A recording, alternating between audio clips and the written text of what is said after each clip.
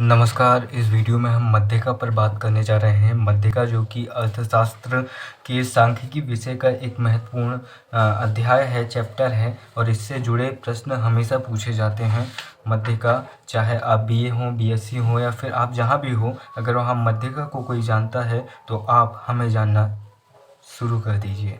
क्योंकि मध्यिका, देखिए दोस्तों, हम मध्यिका पर बात करते हैं। वीडियो को ज़्यादा लंबा नहीं करूँगा क्योंकि एक ही प्रश्न के बारे में हम बात कर रहे हैं, तो वीडियो को लंबा करके कोई तीर नहीं मारूँगा। इसलिए हम देखते हैं मध्यिका।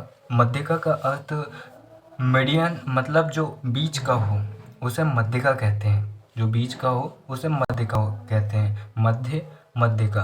यदि किसी श्रेणी के चर मूल्यों के आरोही बढ़ते हुए या अवरोही घटते हुए क्रम में अनुविन्यसित किया जाए तो माध्य के चर मूल्य को मध्यिका कहेंगे। मध्य के चर मूल्यों को क्या कहेंगे? मध्यिका कहेंगे।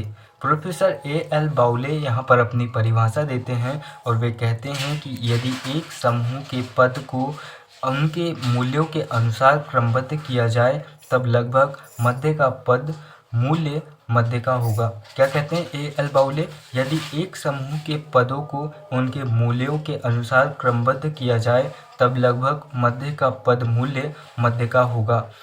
दोस्तों, यहाँ पर एक प्रश्न सबसे बड़ा जो बनता है, अगर 2 नंबर या छोटे प्रश्नों में मध्यिका की परिभाषा नहीं पूछी गई तो मध्यिका के गुण दोष पूछे जा सकते हैं। मध्यिका और बहुलक के गुण दोष लगभग सभी समान हैं।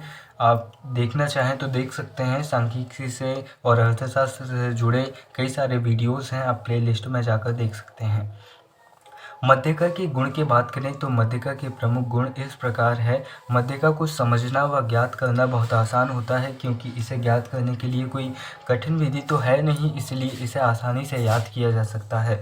मध्यिका पर चरम मूल्यों या सीमांत मूल्यों का कोई प्रभाव नहीं पड़ता है। मध्यिका को बिंदु रेखा चित्र द्वारा भी ज्ञात किया जा सकता है। मध्यिका एक निश्चित एवं स्पष्ट माध्य होता है। मध्यिका क्या होता है? एक निश्चित व स्पष्ट माध्य होता है क्योंकि इसे ज्ञात करना कोई ज़्यादा कठिन कार्य नहीं होता है, इसलिए सिंपली एक सूत्र के जरिए ही इसे ज्ञात किया जा सकता है। वैसे ये नॉर्मली दिखता भी है, लेकिन अगर हम सूत्र के जरिए इसे ज्ञात करते हैं तो एक हमारा आंसर तैयार होता है। दोस्तों, जिन तथ्यों को संख्यात्मक रूप में व्यक्त नहीं किया जा सकता, जैसे आपकी सुंदरता, आपका नॉलेज, आपकी हेल्थ या फिर और भी चीज़ें जिन्हें हम शब्दों में, अंकों में व्यक्त नहीं कर सकते, उन्हें क्रमानुसार व्यवस्थित करके मध्यिका के प्रयोग के जरिए उन्हें ज्ञात किया जा सकता है। अब देखते हैं दोस्तों हम मध्यिका के दोष। मध्यिका के प्रमुख दोष इस प्रकार है। मध्यिका की बीजगणितीय विवेचना करना संभव नहीं होता है।